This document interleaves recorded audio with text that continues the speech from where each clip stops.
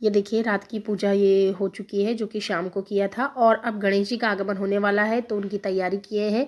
तो ये देखिए अब गणेश जी हमारे आने वाले हैं, उनके वेलकम के लिए तैयारी। यहाँ शिवन्यवानी सो के उठी है तो रो रही हैं, और देखिए गणपति बप्पा पधार रहे हैं।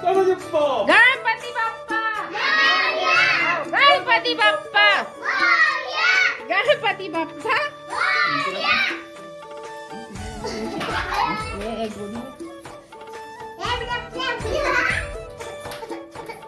स्वागत है आपका।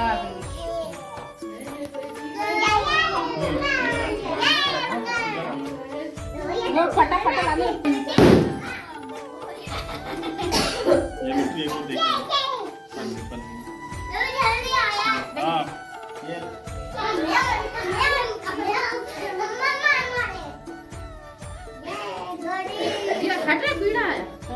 सब पूजा करो धीरे धीरे।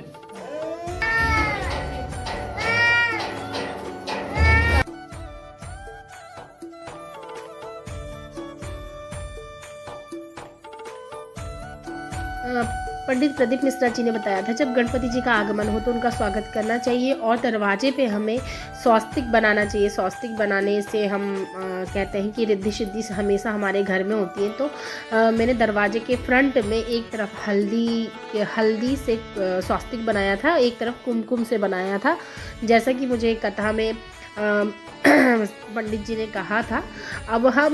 अब हिंदू धर्म में है, हम अभी सबसे ज़्यादा प्रदीप मिश्रा जी को फॉलो कर रहे हैं, मतलब उनको हम मान रहे हैं। उन्होंने कई लोग जो नास्तिक थे, जो कभी मंदिर नहीं जाते थे, उनको भी मंदिर जाना, पूजा पाठ करना सिखा दिया है, और इसी प्रकार धर्म से, हमारे हिंदू धर्म से जुड़ा हुआ है। तो बस उन्हीं को हमने मानते हुए, जो मतलब हमें जो चीज़ पता नहीं थी, जो हमें कथा के अनुसार पता चलती है, हम वेद पुराण तो पढ़ते नहीं हैं, लेकिन अगर हमें सुनकर ज्ञान प्राप्त होता है तो उसको हमें अप्लाई ज़रूर करना चाहिए। तो इसी प्रकार जो हमारी तीज की जो कथा है, जो ये व्रत है, ये व्रत क्यों रखा जाता है, तो मैंने जैसा कि आपको पहले ब्लॉग में बताया था कि ये निर्जला रखा जाता है। इसमें किसी भी प्रकार का कोई भी फरार या पानी या चाय नहीं पी जाती है। पार्वती जी ने अपने घर से, मतलब उन्हें शंकर भगवान को पाना था तो उन्हें घने जंगल में जाके शंकर भगवान के लिए कठोर तप किया था, कई वर्षों तक किया था, तब भी शंकर भगवान प्रसन्न नहीं हुए थे। तब उन्होंने जंगल में जाकर अपनी एक सखी के साथ में जंगल में जाकर नदी के किनारे जो शंकर बालू होता है ना, मिट्टी के बालू का शिवलिंग बना के, और ऐसे फुलेरा जो बोलते हैं, जो जंगल में जितने भी पेड़ पौधे होंगे उसका फुलेरा बांध कर और शंकर भगवान की प्रतिमा का पूजा किया था।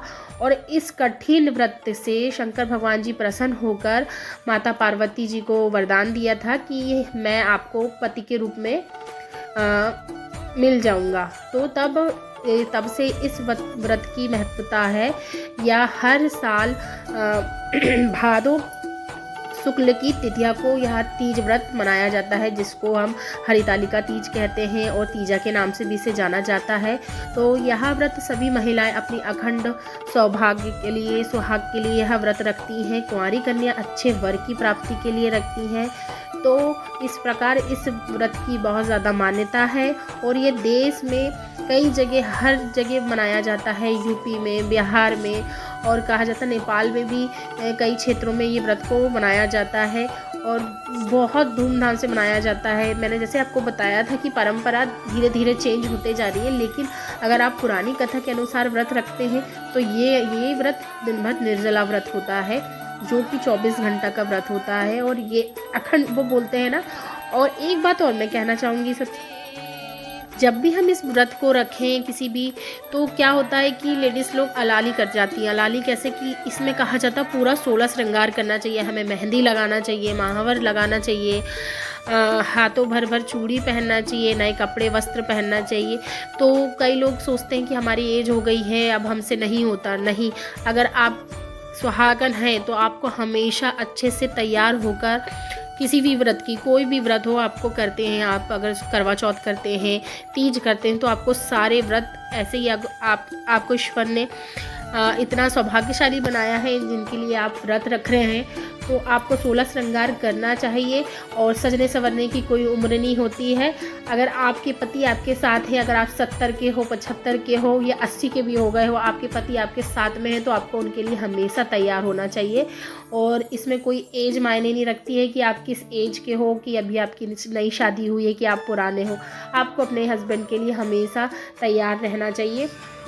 तो इसी प्रकार मैंने आपको जो तीज व्रत है उसकी कथा बताई कि उसको क्यों किया जाता है। और अगर आप मेरे चैनल में नए आए हैं तो मेरे चैनल को सबसे पहले सब्सक्राइब कर दीजिए, और वीडियो पसंद आए तो वीडियो को ज़रूर लाइक कीजिए। आप लोग वीडियो देख ज़रूर लेते हैं लेकिन उसे लाइक नहीं करते हैं। लाइक करने का कोई पैसा नहीं लगता है।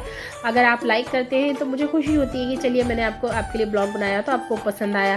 तो इसी प्रकार आपको मेरे चैनल में वीडियो ऐसे मिलते रहेंगे। और ये देखिए गणेश जी की जो स्थापना की हमने पूरी डेकोरेशन, मतलब अभी पूरा कंप्लीट नहीं है लेकिन मैं तो थक गई थी, तो दोनों भाभी ने ये यहाँ टेबल वेबल जमा कर कंप्लीट किया है। और आगे का पीछे का जो डेकोरेशन है वो मैं बाद में करूँगी।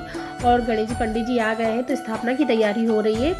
और बस सुबह अब स्थापना हो जाएगी, उसके बाद ही हम सभी लोग व्रत खोलेंगे। पानी वानी तो हमने पी लिया है, लेकिन जो खाना वाना है हम लोग स्थापना के बाद ही खाएंगे सारे सब लोग, क्योंकि इस बार घर पे यहीं गणेश जी बैठना है। तो सब लोग अब व्रत बाद में ही खोलेंगे, तब तक हम आरती वारती हो जाए। तो देखिए अब आप